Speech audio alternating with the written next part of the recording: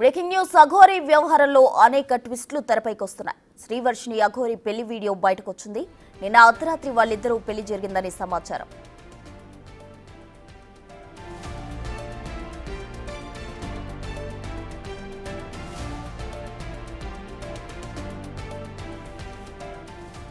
అఘోరి భార్య అంటూ మీడియా ముందుకొచ్చింది ఓ మహిళ. తనను పెళ్లి చేసుకుంటా అని చెప్పి మాయమాటలు చెప్పాడని ఆరోపించింది. ఇంతలోనే శ్రీవర్షిని అఘోరి పెళ్లి వీడియో బయటకు రావడం సంచలనంగా మారింది.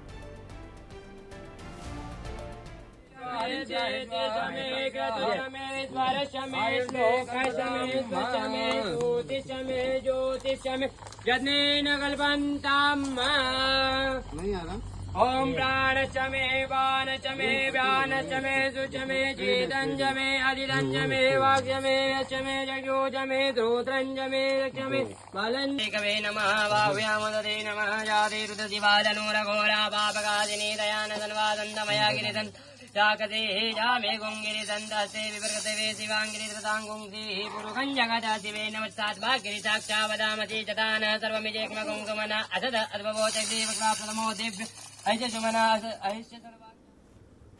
అఘోరి వ్యవహారంలో అనేక ట్విస్టులు అయితే తెరపైకి వస్తున్నాయి. శ్రీవర్షిని అఘోరి పెళ్లి వీడియో బయటకు వచ్చింది. మనం బిగ్ టీవీ స్క్రీన్ పై కూడా ఆ విజువల్స్ చూస్తూ ఉన్నాము. వాళ్ళు పెళ్లి చేసుకుంటూ తలంబ్రాలు పోసుకున్న దృశ్యాలు మనం బిగ్ టీవీ స్క్రీన్ పై చూస్తూ ఉన్నాము. అయితే నిన్న ఒక మహిళ బయటకు వచ్చి తను అఘోరి భార్యనంటూ కూడా చెప్పుకొచ్చింది. అది మరొక ముందే ఇంతలోనే శ్రీవర్షిని అలాగే అఘోరి పెళ్లి వీడియో బయటకు వచ్చింది. అయితే మూడోసారి అంటే మళ్ళీ వాళ్ళు పెళ్లి చేసుకుంటున్నట్టు బిగ్ టీవీతో మాట్లాడుతున్న సమయంలో శ్రీవర్షిని చెప్పడం జరిగింది. అయితే అది కొన్ని రోజులు గడవక ముందే 2-3 రోజుల్లోనే ఆమె మళ్ళీ అఘోరితో వివాహం చేసుకున్న దృశ్యాలు మనం చూస్తూ ఉన్నాం బిగ్ టీవీ స్క్రీన్ పై.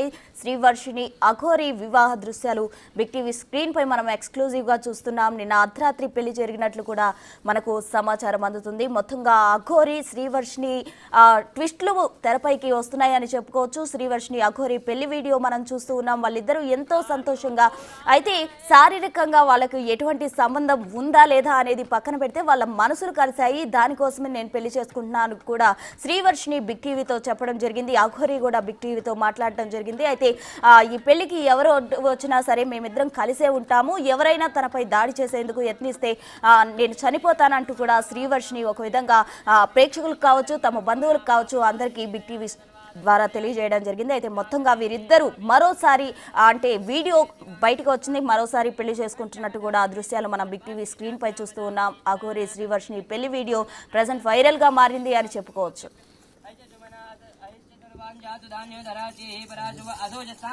नमो शभाभ्य शभापति विश्वभो नमो नमो तेभ्यो शपति विश्वभो नमो नमो अवाभ्य अवनिधिभ्यो विश्वभो नमो नमो ओम ओम गणभ्य गणपति विश्वभो नमो नमो वादेभ्यो वादपति विश्वभो नमो नमो ओम वायाय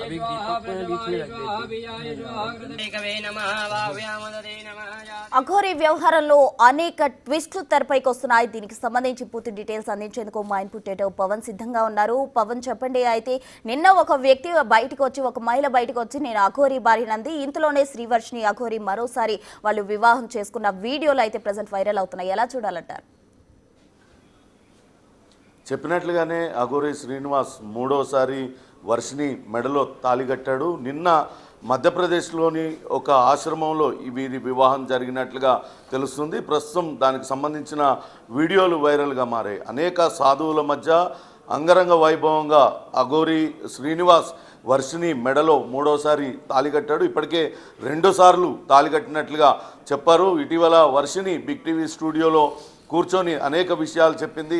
ఒక తల్లిదండ్రుల సమక్షంలో ఒకసారి, అంతకుముందు దేవాలయంలో ఒకసారి, 2 సార్లు తన మెడలో తాళి కట్టినట్టుగా చెప్పింది. అదే సమయంలో అఘోరి శ్రీనివాస్ కూడా బిగ్ టీవీతోనే చెప్పడం జరిగింది. మరోసారి కూడా వివాహం చేసుకుంటా, ఈసారి అంగరంగ వైభవంగా చేసుకుంటానంటూ చెప్పారు. అన్నట్లుగానే నిన్న అఘోరి శ్రీవర్షిని మెడలో తాళి కట్టారు.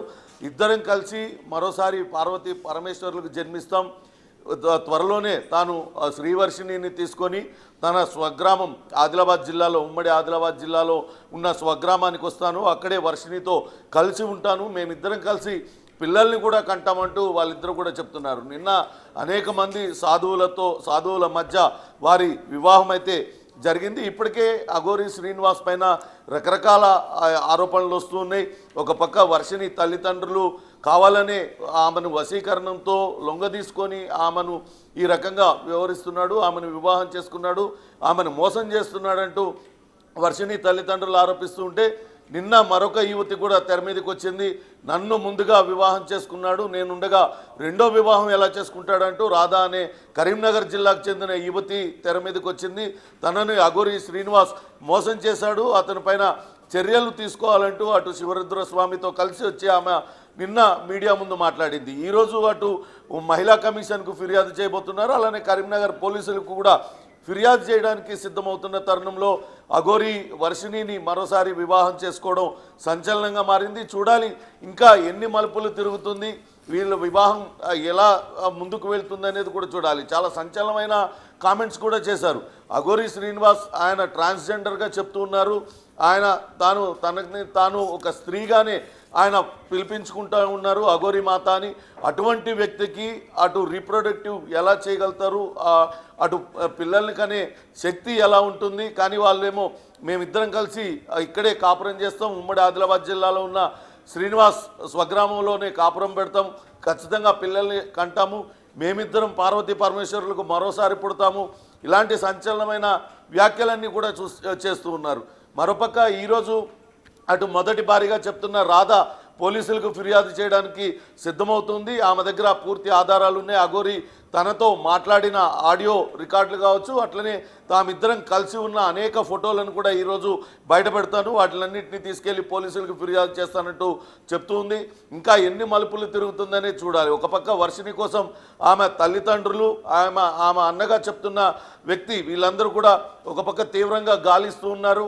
వాళ్ళు ఎక్కడ ఉన్నారు అనేది తెలియకుండా అఘోరి శ్రీనివాస్ వర్షిణి రహస్య ప్రాంతాలన్నీ కూడా తిరుగుతున్నారు. మొన్న మహారాష్ట్ర నాగపూర్ పరిసర ప్రాంతాల్లో ఉన్నామంటూ చెప్పారు. కానీ ఇప్పుడు వివాహం మధ్యప్రదేశ్లో ఎక్కడో ఒక ఆశ్రమంలో జరిగిందంటూ చెప్తున్నారు. అది మధ్యప్రదేశ్లో జరిగిందా, మహారాష్ట్రలో ఉన్న కొల్లాపూర్లో జరిగిందా, దీనిపైన సరైన క్లారిటీ లేకపోయినప్పటికీ వీళ్ళు ఉత్తర భారతదేశంలోనే తిరుగుతూ ఈ రకంగా చేస్తూ ఉన్నారు. వాళ్ళని పట్టుకోవడానికి ఒక పక్క వర్షిణి తల్లిదండ్రులు అయితే తీవ్ర ప్రయత్నాలన్నీ కూడా చేస్తున్న పరిస్థితి అయితే ఉంది. చూడాలి మరి అఘోరి శ్రీనివాస్ త్వరలోనే స్వగ్రామానికి వచ్చి కాపురం పెడతానన్న నేపథ్యంలో ఎప్పుడు స్వగ్రామానికి వస్తారు, ఎప్పుడు ఇక్కడ ఆయన పైన వస్తున్న ఫిర్యాదులకి ఏ రకంగా జవాబిస్తారనేది కూడా చూడాలి. నిన్న రాధా సంచలన ఆరోపణలు చేసింది. అయితే రాధా కొన్ని మాత్రమే బయటపెట్టింది, ఇంకా ఆమె మాట్లాడిన మాటలు ఎందుకు బయటపెట్టలేదు? తను కేవలం నా భక్తురాలు మాత్రమే, కావాలనే కొంతమంది ప్రభావం ఆమె పైన ఉండటంతో ఈ రకంగా ఆరోపణలు చేస్తుంది. ఆమె చేస్తున్న ఆరోపణలో ఎటువంటి నిజాలు లేవంటూ అటు అఘోరా శ్రీనివాస్ కూడా అటు మాట్లాడడం జరిగింది. మరోపక్క నిన్న అటు మోకిలా పోలీస్ స్టేషన్లో మొయినాబాద్ పరిసరాల్లో ఒక కేసు నమోదైంది. తాంత్రిక పూజలు చేస్తానంటూ ఒక మహిళను మోసం చేశాడన్న ఆరోపణలు కూడా ప్రస్తుతం శ్రీనివాస్ ఎదుర్కొంటున్నాడు. అతని పైన అక్కడ మోకిలా పోలీస్ స్టేషన్లో కేసు కూడా నమోదైంది. ఆ కేసును పోలీసులు దర్యాప్తు వేగవంతం చేశారు. ఇప్పటికే బాధితురాల స్టేట్మెంట్ కూడా రికార్డు చేశారు. చూడాలి మరి వీళ్ళిద్దరూ ఎప్పుడు తెలంగాణకు వస్తారు, వీళ్ళపైన ఉన్న కేసులకు ఏ రకంగా వాళ్ళు వస్తున్న ఆరోపణలకు ఏ రకంగా జవాబు చెప్తారు, ఇవన్నీ కూడా వేచి చూడాలి. ప్రస్తుతం అయితే అటు వర్షిణి, అఘోరాగా చెప్పబడుతున్న శ్రీనివాస్, వీళ్ళిద్దరి వివాహ వీడియోలు మాత్రం అటు వైరల్గా మారిన పరిస్థితి అయితే కనపడుతుంది. ప్రసూన పవన్, అయితే అఘోరి అంటారు, కాసేపు శ్రీనివాస్ అంటున్నారు. అయితే ఎటువంటి క్లారిటీ లేదు. అయితే శ్రీవర్షిని మాత్రం బిగ్ టీవీతో మాట్లాడుతున్న సమయంలో నీలాగే ఎవరైనా అట్రాక్ట్ అయ్యి అతన్ని పెళ్లి చేసుకునే సమయం వస్తే ఏం చేస్తావు అన్నప్పుడు అఘోరి కూడా బిగ్ టీవీతో చెప్పడం జరిగింది, నేను ఎవరిని పెళ్లి చేసుకోలేదు, పెళ్ళనేది ఒక్కరితోనే జరుగుతుంది. కానీ ఇప్పుడు చూస్తే ఒక మహిళ బయటకు వచ్చి తన దగ్గర ప్రూఫ్స్ ఉంటాయి అని కూడా చెప్తుంది. దీనికి అఘోరి ఏమంటారు? చాలా స్పష్టంగా అఘోరా శ్రీనివాస్ చెప్పాడు, వివాహం అనేది ఒక్కరితోనే జరుగుతుంది, అది వర్షిణితో జరిగిపోయింది, ఇక చావైనా బతికైనా వర్షిణితోనే, ఆమెతోనే కలకాలం కలిసి ఉంటానంటూ ఆయన బిగ్ టీవీ తోనే చెప్పడం జరిగింది. బిగ్ టీవీ వేదికగా ఆయన చెప్పడం జరిగింది. కానీ నిన్న రాధా అనే మహిళ యువతి వచ్చింది, తను వివాహం చేసుకున్నాడు, అటు జనవరి 2వ తారీఖున తనను వివాహం చేసుకున్నాడు, జనవరి 1వ తారీఖు అఘోరాగా చెప్పబడుతున్న శ్రీనివాస్, ఆ ట్రాన్స్జెండర్ శ్రీనివాస్ ఆయన పుట్టినరోజు, కానీ ఆ తర్వాత తనను పెళ్లి చేసుకున్నాడు. కొద్ది రోజులు గడవక ముందే వర్షిణిని పెళ్లి చేసుకున్నానంటూ చెప్తున్నాడు. వర్షిణి లాంటి యువతులు, నాలాంటి యువతులు మరికొంతమంది బలి కాకూడదు, మరికొంతమంది మోసాలకి గురి కాకూడదన్న ఉద్దేశంతోనే తాను ఇప్పుడు తెర మీదకి వచ్చాను, ఇన్ని రోజులు రహస్యంగా ఉంచాను ఈ విషయాన్ని. ఇప్పుడు అతను ఈ రకంగా యువతల్ని లోబరుచుకుంటూ మోసాలకు పాల్పడుతున్నాడు కాబట్టి మరికొంతమంది యువతలు మోసపోకుండా ఉండాలన్న ఉద్దేశంతోనే తాను ముందుకు వచ్చి ఫిర్యాదు చేస్తున్నానంటూ చెప్పింది. చూడాలి, ఆమె ఈరోజు పోలీసులకు ఫిర్యాదు చేయబోతున్నారు. ఆమెని శివరుద్రస్వామి అనే మరొక ఆయన సాధువు ఆయన తీసుకొచ్చారు. వాస్తవానికి ఇటు అఘోరా శ్రీనివాస్ వ్యవహార శైలి పైన అటు సాధువుల్లో కూడా భిన్న అభిప్రాయాలు వ్యక్తం అవుతున్నాయి. కొంతమంది సాధువులు అఘోరాగా చెప్పబడుతున్న శ్రీనివాస్కు అనుకూలంగా మాట్లాడుతున్నారు, కానీ చాలామంది మాత్రం అతను చేస్తున్న చేష్టలకు, అతను చేస్తున్న పనులను ఏవగించుకుంటూ ఉన్నారు. ఇటువంటి చేష్టల వల్ల అటు సాధు సమాజం మొత్తం కూడా మాటలు పడవలసి వస్తుంది. ఇటువంటి పిల్లల్ని ఎత్తుకురావడం, ఆడపిల్లలను మోసం చేయడం, ఈ రకంగా రోడ్ల మీద గొడవలు పడడం, ఇదంతా కూడా సాధువులు ఎవరు కూడా ఇటువంటి వ్యవహారాలలో పాల్గొన్నారు, ఇటువంటి పనులు కూడా ఎవరూ చేయరు. కానీ దానికి భిన్నంగా ఇతని ప్రవర్తన ఉంది. సాధువుని అఘోరా సాధన చేసిన వ్యక్తిని చెప్పుకుంటూ ఇటువంటి పనులు చేస్తూ అతను మొత్తాన్ని సమాజాన్ని కించపరుస్తున్నాడంటూ అతని పైన రకరకాల ఆరోపణలు కూడా చేస్తున్న పరిస్థితి అయితే ఉంది. ఇవాళ అటు బాధిత మహిళ రాధ ఎవరైతే బయటకు వచ్చారో ఆమెను కూడా శివరుద్రస్వామి తీసుకొచ్చారు. ఇతని బండారం ఎప్పటి నుంచో తెలుసు. ఇతను అనేక మందిని మోసం చేశాడు, అనేక మందిని యువతుల్ని రకరకాలుగా లోబర్చుకుంటూ ఉన్నాడు. అతని పైన ఖచ్చితంగా కఠినమైన చర్యలు తీసుకోవాలంటూ వాళ్ళందరూ కూడా కోరుతున్న పరిస్థితి. ఈరోజు కరీంనగర్ పోలీసులకు అటు రాధా ఫిర్యాదు చేయనుంది. మరోపక్క మోసం చేశాడన్న కేసు మోకిలా పోలీస్ స్టేషన్లో నమోదైంది. అటు వర్షిణి కోసం వాళ్ళ తల్లిదండ్రులు అనేక పోలీస్ స్టేషన్లలో కేసులు నమోదు చేశారు. కానీ వర్షిణి తాను మేజర్ని, తాను తన ఇష్టపూర్వకంగానే ఈ అఘోరాగా చెప్పబడుతున్న శ్రీనివాస్ వెంబడ వెళ్ళిపోతున్నానంటూ ఆమె చెప్పడంతో అటు పోలీసులు కూడా ఆ ఫిర్యాదును స్వీకరించిన పరిస్థితి అయితే ఉంది.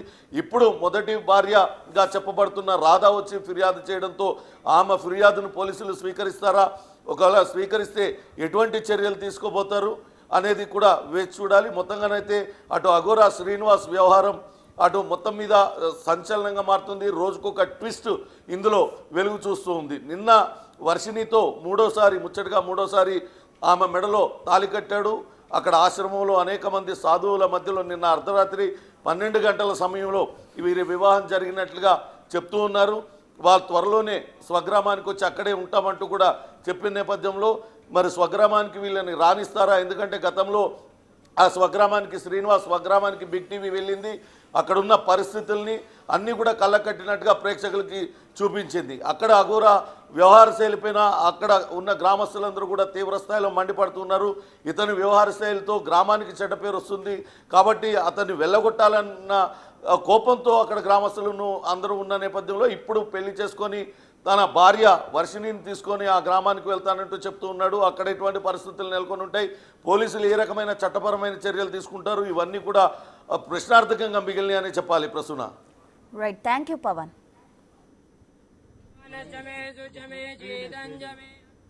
శ్రీనివాస్ అలియాస్ లేడీ అఘోరి గతేడాది జనవరి 1న తనను పెళ్లాడాడని రాధ చెప్తుంది.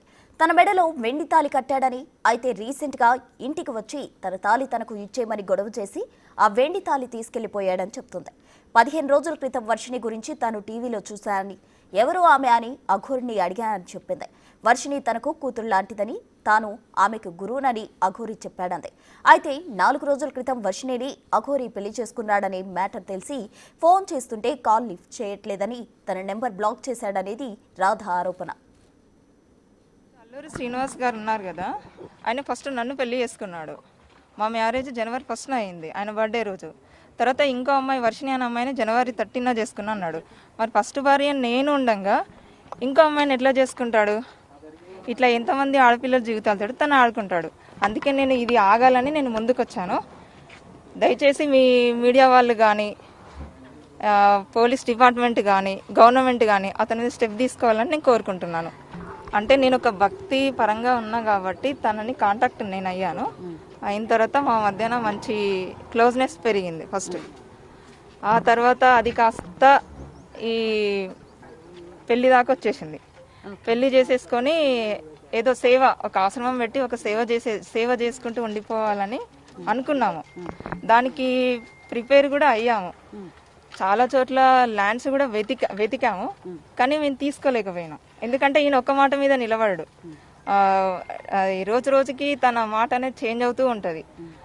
అట్లా ఈలోపు ఈ వర్షిణి అనే అమ్మాయి టాపిక్ వచ్చింది. నేను అడిగితే ఏమన్నాడు, తను నాకు కూతురు అవుతుంది, నేను తనకి గురువుని అవుతాను, ఏదేదో చెప్పుకుంటూ వచ్చాడు.